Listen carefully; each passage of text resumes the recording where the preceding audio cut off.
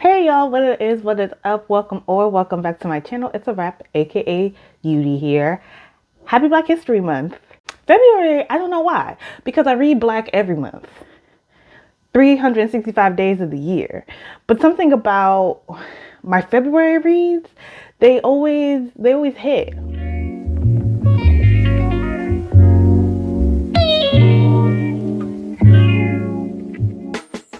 Okay. I have not shared my reading journal. I've been trying to film a video with my reading journal. I I bought a new reading journal and I love it. I'm gonna actually link it below. It's Live Paper Co, but it's like a really in-depth reading journal, and I'm in love with it. So I'll have it linked below, and I'm hoping in February. I'm hoping one of the videos in February is me finally figuring out how to film what's in the pages of this journal and have it look aesthetically pleasing. But this month I read 5 books. My goal is to read 60 books this year, and to read 60 books this year I'll have to read 5 books a month. So at least I kept up with my monthly goal of reading at least 5 books a month, and I read 5 books in January, and one of them was an audiobook. So before I get into that, I do want to share what I want to read in February. Currently, I have 4 solid books that I know I'm going to read in February, and one is like, I'm leaving it up for my mood. But first, I have, actually 2 of them are book clubs.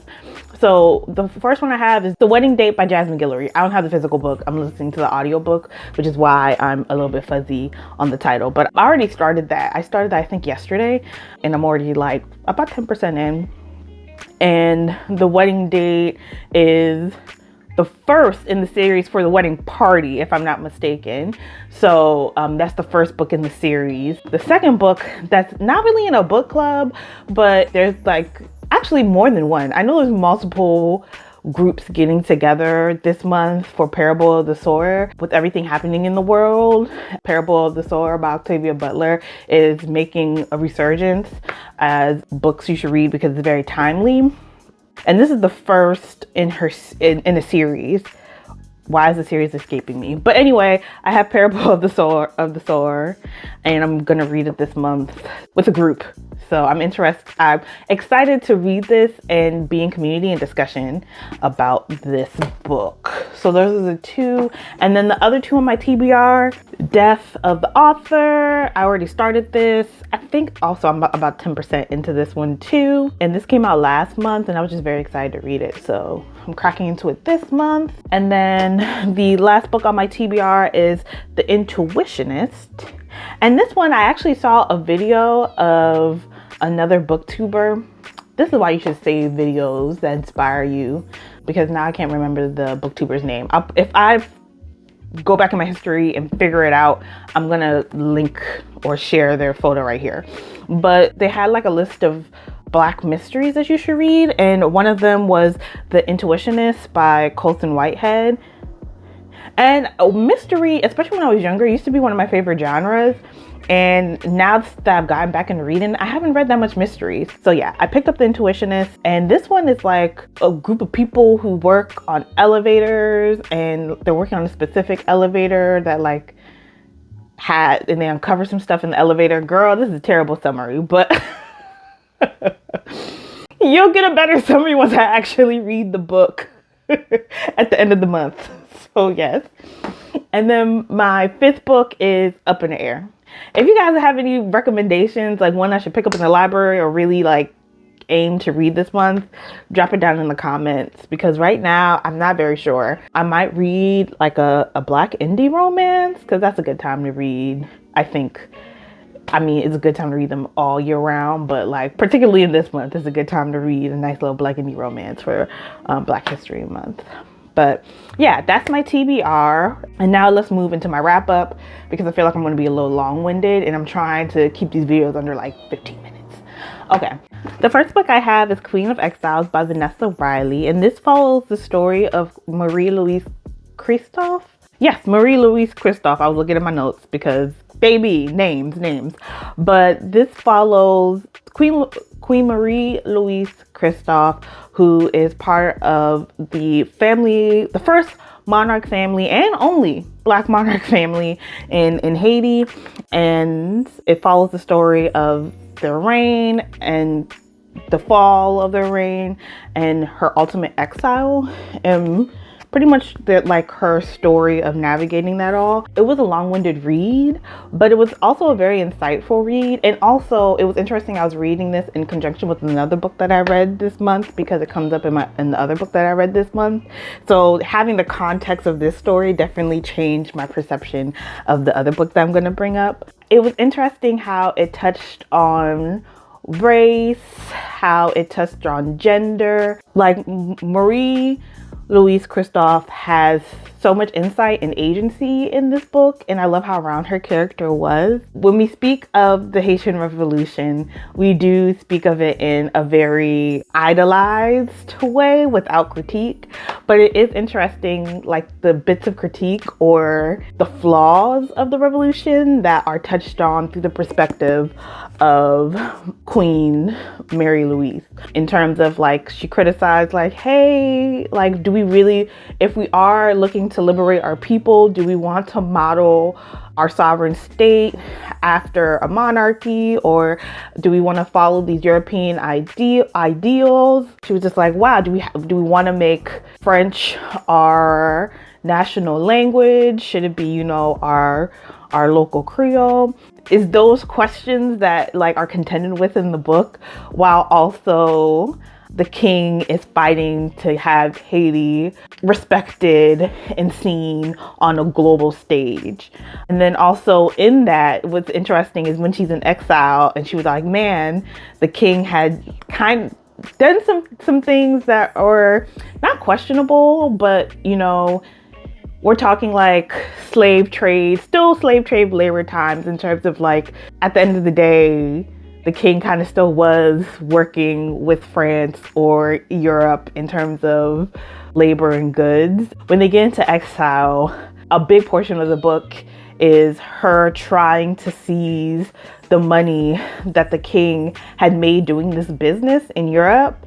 And it was interesting, that conversation of, they give her the amount that her family gets, which is still a lot, but it still is not in comparison to how much this industry, or how much Europe had profited off of this industry, how much this nation, you know, like France and Great Britain are making. And she was all like, but we were providing you this, and why are we getting so little?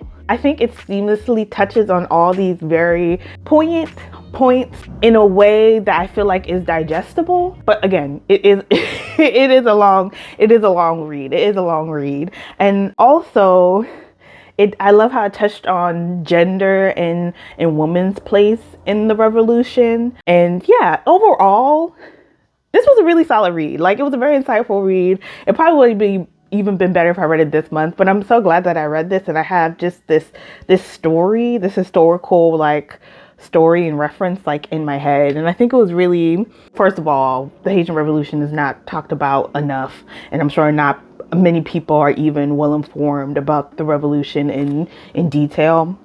So it's just nice getting that. And then two, it's nice getting that the perspective of like the pluses and minuses, the things that I think we're still contending with today in terms of Blackness on a global level. What does liberation and sovereignty look like outside of a system of whiteness or Europeanness? It kind of contends with that in this book. And yeah, I really enjoyed it. Let me just get light before I get heavy. Church Girl by Naomi Simone. And this is the story of Aaliyah. Aaliyah is a church girl from Alabama, and she's supposed to be getting engaged to this man that her father, who's a priest, approves of. And her father pretty much like controls her life. Like, he told her what she should major in, who she should marry, and Aaliyah's just tired of it, and she runs away from her wedding to go live with her cousin, who's a black sheep of the family and estranged from the family. She goes to Chicago to live with her and go to school and live the life that she wants, independent of her father's judgment. And while she's down in Chicago, she ends up signing up to be a nanny. And her first nanny job is with this tattoo artist named Vaughn. And Vaughn, he's a little rough around the edges. I'm just gonna say that.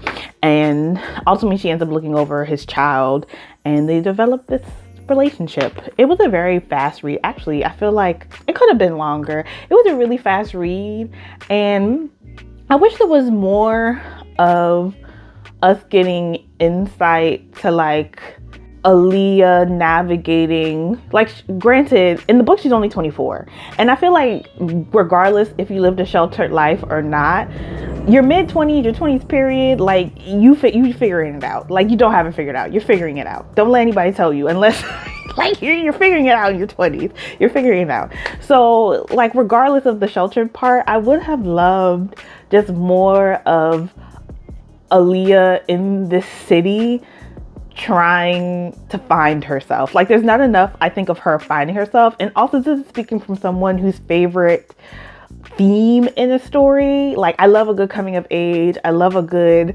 learning yourself and finding out who you are in a storyline. So I would have loved more of that in this romance. And Vaughn is recently divorced, and his ex-wife did him pretty dirty. I wish that I didn't have the, like, I have this crazy terrible ex-wife storyline, because I just like complicated characters. And granted, I think by the end they try not to make her so terrible of a person, but I wish that, because relationships are complicated, and I feel like his ex-wife and their like whole divorce situation wasn't, to me, complicated and human enough. That's just me. Like, everything felt so, it's the good old country girl who the good old naive country girl who she tries to make like, oh, she's not actually that naive. And then there's this Vaughn who's like rough around the edges. And it was just, I don't know, it was too cookie cutter for me. I mean, it wasn't a terrible read. I was thinking of For the Night by Ray Lassay, and it kind of has like a similar storyline, except there's an age gap in this. Vaughn is older than Aaliyah by like 10 years. And I think it's the same For the Night, except the female character is older, the male character is younger. But I loved how that story was framed. Like, the male character is also having relationship problems with the mother of his child.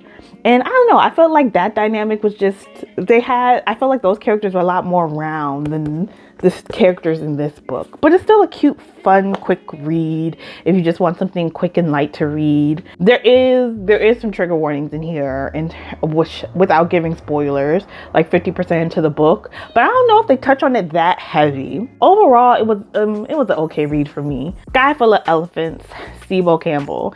I picked this up because I kept seeing on multiple people's like lists and things like that this was their favorite read of 2024. So I was like, let me pick this up, because I went to the bookstore, and the bookstore I went into, they had it as their top read for 2024. So I picked it up. So what is the character's name? See, this is why I write down names, because I can't remember names. Is it Charles? I think it's Charles.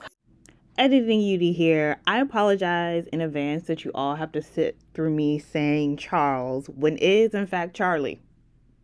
Back to the video. Charles was in jail, and suddenly all the white people in the United States walk into water and pretty much eliminate themselves from the earth.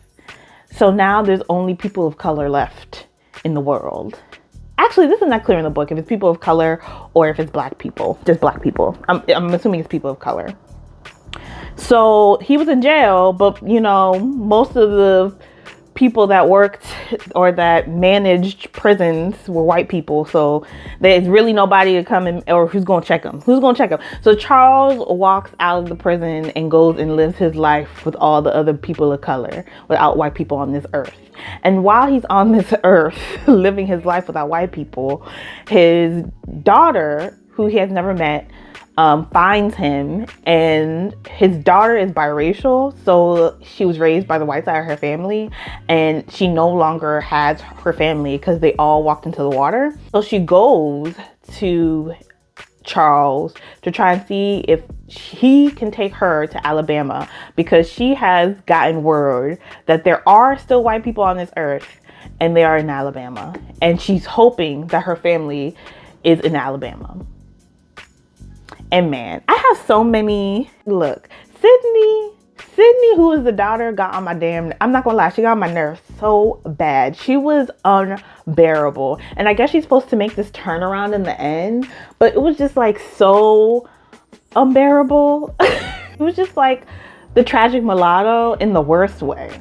In the worst way. And I didn't go into this story expecting the tragic mulatto plotline to be so big in this story. And then also, the reason, I'm not going to give away the reason why Charles is in jail, but I will say that I just don't understand the biracial storyline. Just took me out. It just it made it hard for me to really. And what was more interesting, I guess, was how do we imagine a world that is not ruled by whiteness in a systematic way? Hello, Editing Beauty here. My hair's cut off because it's looking a little crazy, but I just also wanted to make this clear because I don't think I communicated this clearly when I initially filmed this. But I think my real disappointment is that the book is there are no more white people on or in this country, on this planet, but still it seems to center white people in the narrative, which is, I think, the main thing that perplexes me, because for me, I was expecting to come into a novel where, if anything, if there's any contention or things that we're contending with, it's amongst Black people, or amongst each other, because it's not like we as Black people are living on this earth harmoniously. And then if there's still people of color on the earth, or even we're saying in this country, so the indigenous people, the native people of the Americas are just chilling. They're just like, oh yeah, Black people can take over and run everything. And I think that's where I kind of fall off with this utopian idea, because then if we're all living in utopia, then again, it just brings whiteness or white people specifically back into like the center of this narrative, because if we're contending with anything, we're contending with white people. And I think a more interesting narrative, if white people are no longer here, there has to be some contention amongst each other so we can self-actualize and imagine what a world could be. And that sounds like a more thought-provoking and interesting book that I thought I was coming into, but I don't know, it just felt easier to make that contention with the white people who are no longer on this earth. And I don't know if it was explored that deeply. Like, I felt like, especially by the last third of the book, the story kind of falls apart. And also, I kept asking myself in the book, like, okay, all the white people are gone. Okay, I get it. Granted, I still don't understand if all the white people are gone. Like, I'm reading it because in the book, it kept saying all the white people in this country are gone. So I was like, oh, okay, so there's still white people in Europe. There's still white people, there's white people in Africa. There's still white people in South Africa. There's still South American white people. They still there? Like, I was so confused. Like, the white people are gone. Like, let's not even, they're gone. Let's not even deal with the tragic mulatto trope. Can we just deal with us as Black people and all the internalized, like anti-Blackness that we harbor, and how do we imagine a world and undo our own internalized anti-Blackness? Like, to me, that sounds like a more interesting story than us going back and forth about the woes of this biracial girl. And the ending. I'm not even going to give away the ending. That's another thing. I want to go on a rant about the ending, but I don't want to give away the ending. The ending just kind of falls apart for me. Maybe I missed something, but I was a little bit disappointed in this book. I was disappointed. But then the last book, okay. This one was like a last minute read. I read this like the last week of January, and this is I got this from the library. The Conjure-Man Dies by Rudolph Fisher, and this is another book that I saw in that video about mysteries by Black authors. And I've actually never heard of this. And I'm sure y'all, especially if you guys are very well versed in Black literature, you're probably already hip. This was written in 1932, I believe. And it's the first Black mystery or published Black mystery. But it was very interesting reading a mystery from 1932 in Harlem, New York. So The Conjure-Man Dies is the story about a conjure man. His name is Frembo, and two men. It was Jinx and I can't remember. It was Booker, but I'll correct myself. But anyway, they go to him to get a reading, and they find a dead body. They find he's dead, and as they're investigating who killed the conjure man, a whole bunch of secrets and things unfold. And this did have really good twists and turns. I will say at some points it was long-winded. I think because he majored in I believe medicine, so sometimes we get into the weeds of things and I'm just all like, we don't need to get into the weeds of how to pull the prints and, you know, the brain and the teeth and so when new clues were uncovered, sometimes it was just so long-winded. I'm just like, okay, let's get to the point. But by the end, did I expect the person who killed, or that killed that body that they found, did I expect that person to be the person? No, not at all. Like, I didn't see the turns in this book at all. And I know some people guessed it. I didn't see it coming. Okay, sorry y'all. The camera doesn't look the same as it did before. My camera overheated because it was sunlight.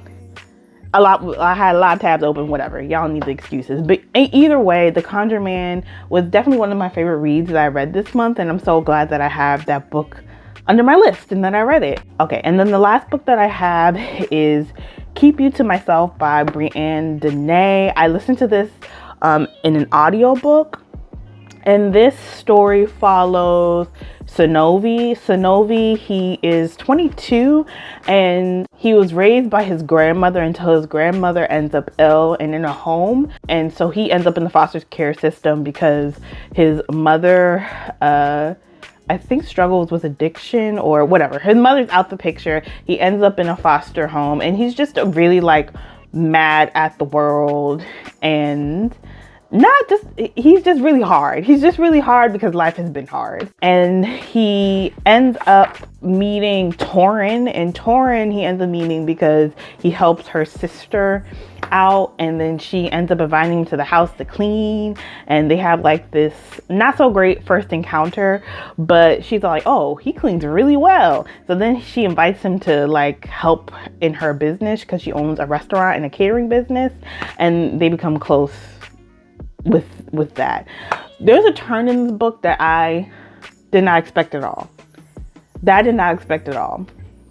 honestly, I like Sonovi's character. Granted, I enjoy Sonovi's character. I don't know if I really enjoyed Sonovi and Torin's relationship. Particularly, I don't know if I enjoyed Torin. I don't even think we really know that much about Torin, or we got like a really full picture of Torin's character. And I don't understand. They didn't really know each other for that long. Like, the switch from Sir, Who Are You to like, oh, you're the love of my life, it just felt very quick. Again, as someone who loves a slow burn, I love some like development. I love some development.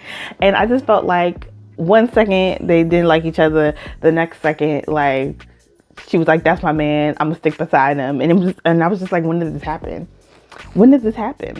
But honestly, when they do have like their third act breakup, I feel like it was for such an unserious reason, or it felt unnecessary. Like we didn't need it. And also, the reason that they end up beating each other was through her sister. And after the sister like introduces them to each other, we never see the sister again. The sister just disappears.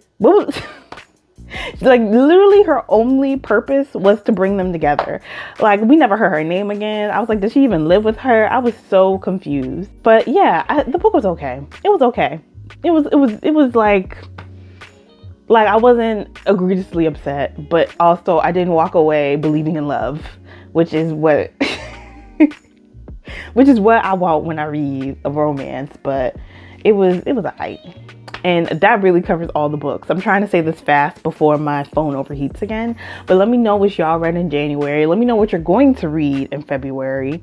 Give me some recommendations, and we'll continue our conversation in the comments. Until next time, y'all. Deuces.